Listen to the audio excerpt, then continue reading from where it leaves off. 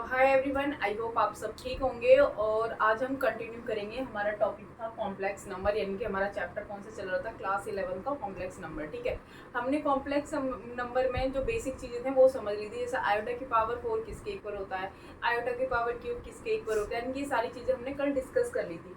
अब जो इम्पोर्टेंट है वो हम आज डिस्कस करेंगे, यानी कि जो हमारा एग्जाम में क्वेश्चन बनता है यहाँ से। तो सबसे पहले हम यहाँ पे ये देख लेते हैं कि जो कॉम्प्लेक्स नंबर है जेड इक्वल में a प्लस में आयोटा b, यानी कि a मतलब रियल नंबर और आयोटा b मतलब इमेजिनरी नंबर। ठीक है, जब तक आयोटा रहेगा यानी कि कैसे होते हैं इमेजिनरी नंबर, ये हमने चीज़ें कल डिस्कस करी थी। अब यहाँ पे पढ़ेंगे हम सबसे पहले मॉड्यूलस। क्या पढ़ेंगे? मॉड्यूलस। मॉड्यूलस जब आप इस कॉम्प्लेक्स नंबर यानी कि इसका मॉड्यूलस निकालोगे तो मॉड्यूलस का फॉर्मूला होता है अंडर रूट ए स्क्वायर प्लस बी स्क्वायर। ये किसका फॉर्मूला होता है? मॉड्यूलस का होता है। यानी कि आप मॉड्यूलस निकालोगे तो ये। अब इस मॉड्यूलस के बाद होता है यानी कि मान लो आपके पास a प्लस में आयोटा बी कॉम्प्लेक्स नंबर दे रखा है और मैंने बोला आपको इसका कॉन्जुगेट निकालना है। क्या निकालना है? कॉन्जुगेट निकालना है। तो कॉन्जुगेट यानी कि जेड के ऊपर बार। जब आप इसका कॉन्जुगेट निकालोगे तो कॉन्जुगेट का मीन्स होता है कि जो आपको ये सिंबल दे रखा है प्लस, वो किस में कन्वर्ट हो जाएगा? माइनस में। अगर माइनस दे रखा है तो वो किस में कन्वर्ट हो जाएगा? प्लस में कन्वर्ट हो जाएगा। तो यहाँ पे क्या आ जाएगा? a plus minus iota B. तो ये तो हो गया हमारा कॉन्जुगेट। ओके, अब इसके बाद होता है हमारा इनवर्स। क्या होता है? इनवर्स। जब आप इनका इनवर्स निकालते हो तो इनवर्स का आपने पता है कि इनवर्स कैसे, मान लो आपके पास 1 में a है, मैंने बोला इसको इनवर्स करके लिखो, तो आप क्या लिखोगे? a माइनस वन, ए की पावर -1 लिखोगे। तो सिमिलरली आपने इसका इनवर्स लिखोगे z माइनस में 1। तो इसका फॉर्मूला होता है z का कॉन्जुगेट अपॉन मॉडुलस का होल स्क्वायर। क्लियर हुआ? तो ये हमारा किसका फॉर्मूला होता है? इनवर्स का। किसका होता है? इनवर्स। ये चीजें आपको नोट करनी है। यानी कि जो आपने देखा कि जो कॉम्प्लेक्स नंबर होते हैं वो a प्लस आयोटा b के फॉर्म में होते हैं। जो मॉडुलस निकालते हैं वो अंडर रूट ए स्क्वायर प्लस में बी स्क्वायर होता है। इसके बाद जो कॉन्जुगेट होता है, जैसे मान लो यहाँ पे z है तो मैंने बोला इसका आपको कॉन्जुगेट निकालना है। जो आपको प्लस का दे रखा है वो साइन किस में हो जाएगा? माइनस में हो जाएगा, तो वो कॉन्जुगेट निकल आएगा। उसके बाद आपने क्या निकालना है? इनवर्स निकालना है। अब मैंने यहाँ पे एक क्वेश्चन लिया, z इक्वल्स टू 2 प्लस में 3 आयोटा, और मैंने बोला आपको इसको मल्टीप्लिकेटिव इनवर्स फाइंड आउट करना है, यानी कि इसका मल्टीप्लिकेटिव इनवर्स क्या होगा, यानी कि आपको ये वाला फॉर्मूला लगाना है।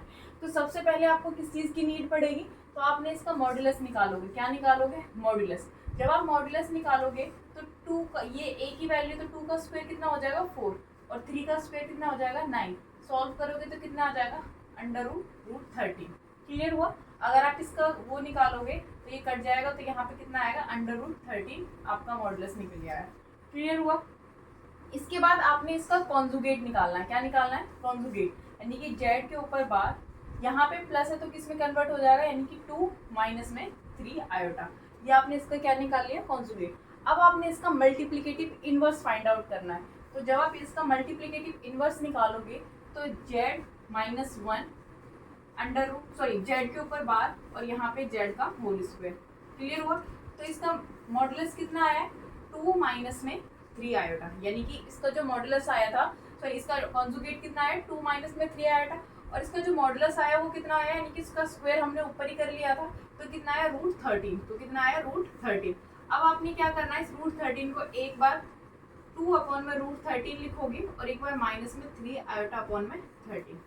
क्लियर हुआ? ये आपका क्या आ गया? आंसर आ गया। क्लियर हुआ? तो ये तो था हमारा मल्टीप्लिकेटिव इनवर्स किस तरीके से फाइंड आउट करते हैं।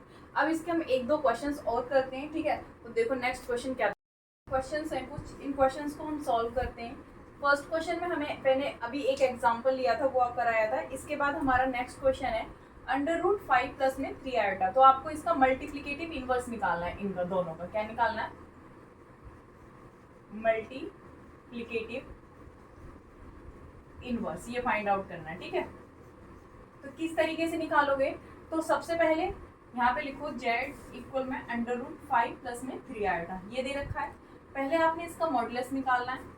मॉडुलस निकालोगे तो अंडर रूट, भाई यहाँ पे ऑलरेडी अंडर रूट में, तो ये कितना आ जाएगा? 5, और 3 का कितना हो जाएगा? 9, तो ये कितना आ गया? 14। कितना आ गया? Under root 14। आप इसका स्क्वायर करोगे तो कितना आ गया? 14।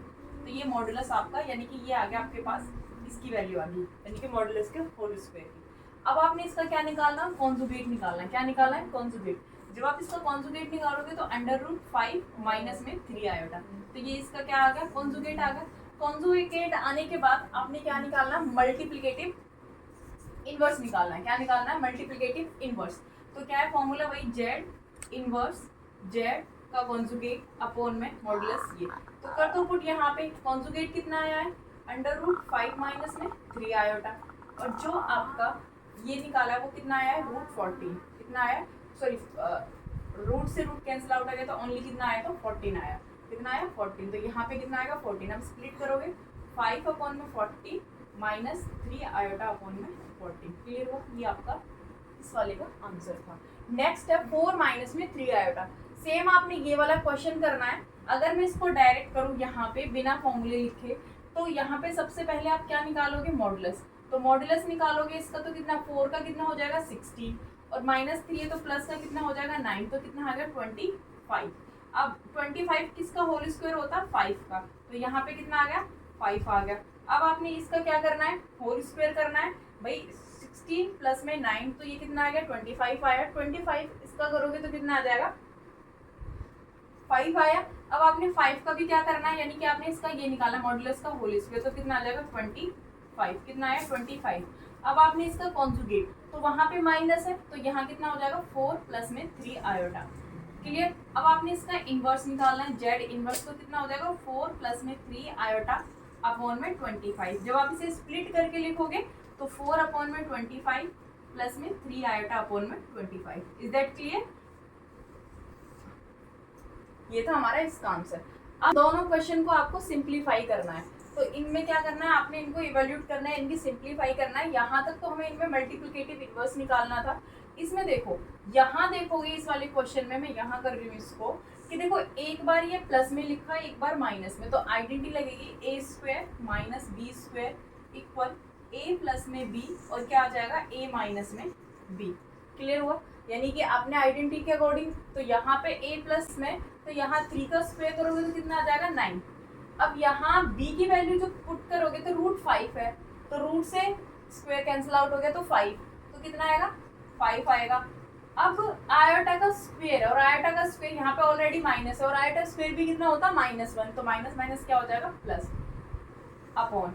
अब यहाँ आपकी कोई आइडेंटिटी नहीं लगी, यहाँ पे आपको सिर्फ सिंबल से मल्टीप्लाई करना है, तो √3 प्लस √2 आयोटा माइनस, क्योंकि प्लस माइनस माइनस और माइनस माइनस प्लस, यानी कि √3 प्लस में √2 आयोटा। तो देखो ये माइनस है ये प्लस है, तो ये कैंसिल आउट हो जाएंगे दोनों। क्लियर। अब आप इसे सॉल्व करोगे तो 9 और 5 कितना आ गया 14 आ गया।